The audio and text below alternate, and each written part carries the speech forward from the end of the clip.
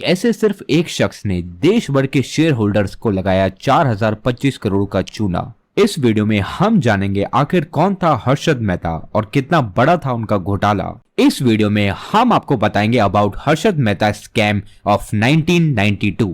सिर्फ एक बात से आपको ये अंदाजा हो जाएगा कि 1992 का ये स्कैम या ये घोटाला कितना बड़ा था कि इस स्कैम के बाद स्टॉक मार्केट के लिए एक अलग ऑर्गेनाइजेशन बनाई गई, सेबी।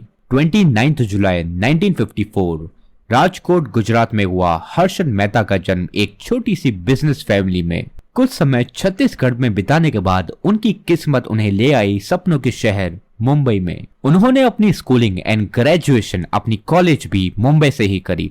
लाला लाजपत राय कॉलेज में उन्होंने अपना बीकॉम ग्रेजुएशन कंप्लीट किया। देन 8 to 10 ईयर्स तक उन्होंने डिफरेंट छोटी छोटी जॉब्स करी। 1976 में अपनी बीकॉम ग्रेजुएशन कंप्लीट करने के बाद उन्होंने अपनी पहली job as a insurance agent sales person की तरह करी और उसी टाइम से उनका इंटरेस्ट शेयर बाजार की तरफ बढ़ता रहा और फिर इसी इंटरेस्ट के चलते उन्होंने अपनी पहली जॉब ड्रॉप करके एक सिक्योरिटीज ब्रोकरेज फर्म में जॉब ज्वाइन कर ली एंड उसी कंपनीज में काम करते हुए उन्होंने स्टॉक मार्केट के सारे फंडामेंटल्स सीखे। देन स्टॉक मार्केट में एक सॉलिड नॉलेज लेने के बाद 1984 में grow more research and asset management नाम की उन्होंने अपनी खुद की एक फर्म डाली एंड बॉम्बे स्टॉक एक्सचेंज में एज अ ब्रोकर अपनी एक मेंबरशिप ली।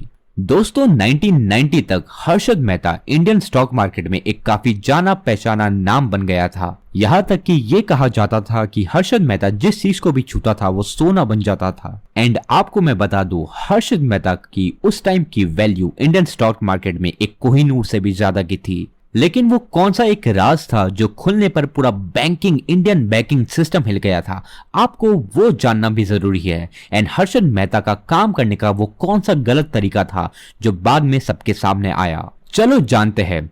दोस्तों हर्षद मेहता उस time RFD ready forward deal के नाम से इंडियन बैंक से फंड्स उठाते थे।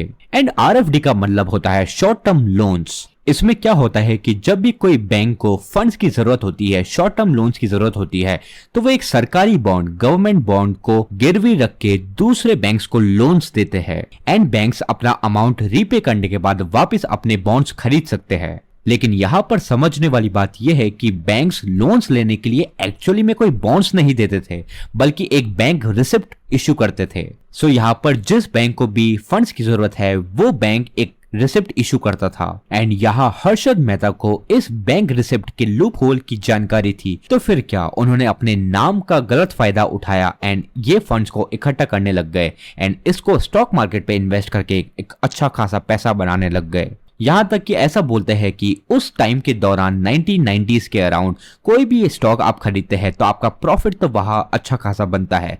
तो इसी चीज का गलत फायदा उठा के हर्षद मेहता ने हेरा फेरी चालू कर दी एंड वहां पर बल्क में स्टॉक्स बाय करने लग गए और एक अच्छा खासा मुनाफा मार्केट से कमाने लग गए।